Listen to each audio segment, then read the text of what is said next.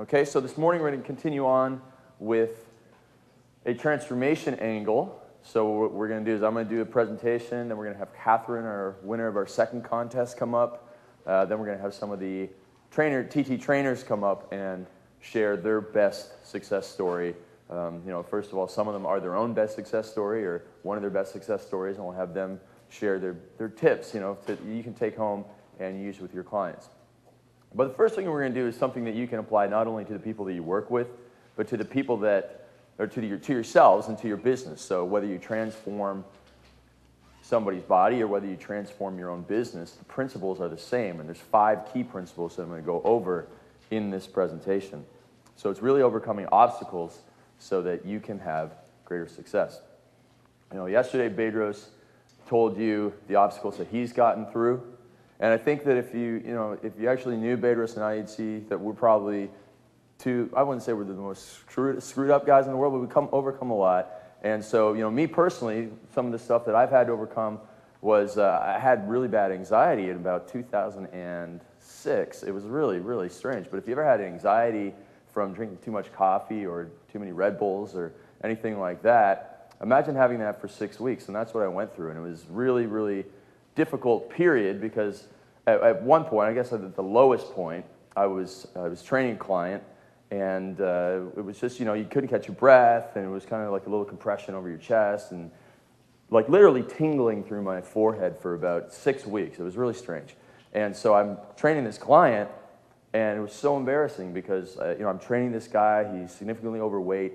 In the middle of the session, I had to stop, and I said, dude, you got to take me to the hospital because I got to get out of this room. It was really, really frustrating, embarrassing.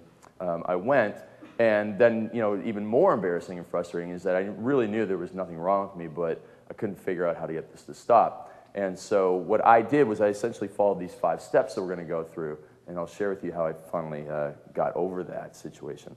In addition to that, Bedros mentioned how struggles that he had at home. I had very similar struggles, well, not similar struggles to that, obviously, but I had my own stuff to go through as a kid, and even in university, my mom she's very conservative, and she had made the mistake of dropping out of high school and worked in this factory as a receptionist for her entire life, and it wasn't what she wanted to see me do, and she got really quite worried when I started my kinesiology degree, is what they call exercise science at the particular university that I went to.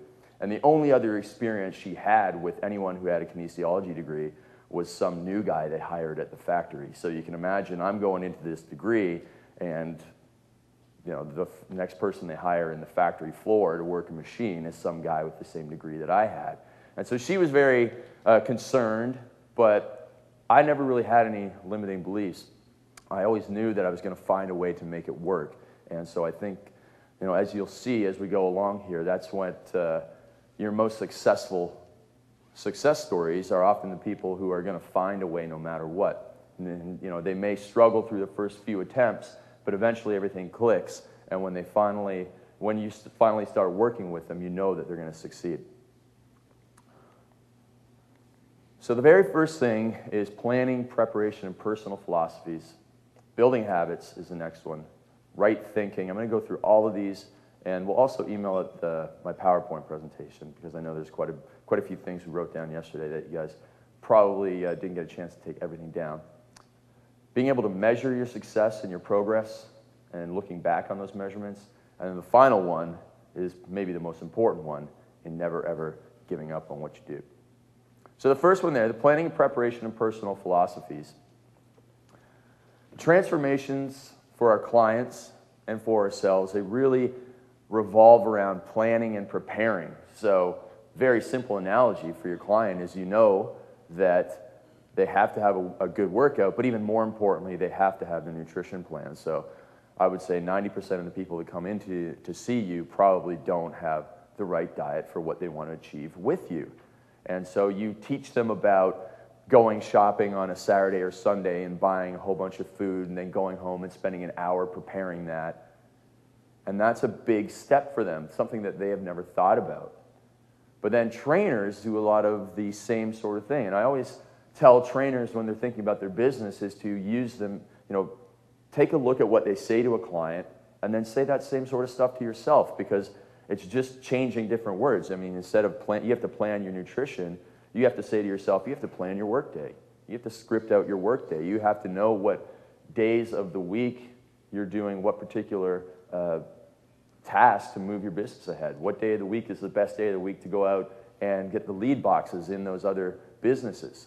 What time of the day are you best for sitting down and writing the emails that go out to your boot camp readers or your boot camp clients?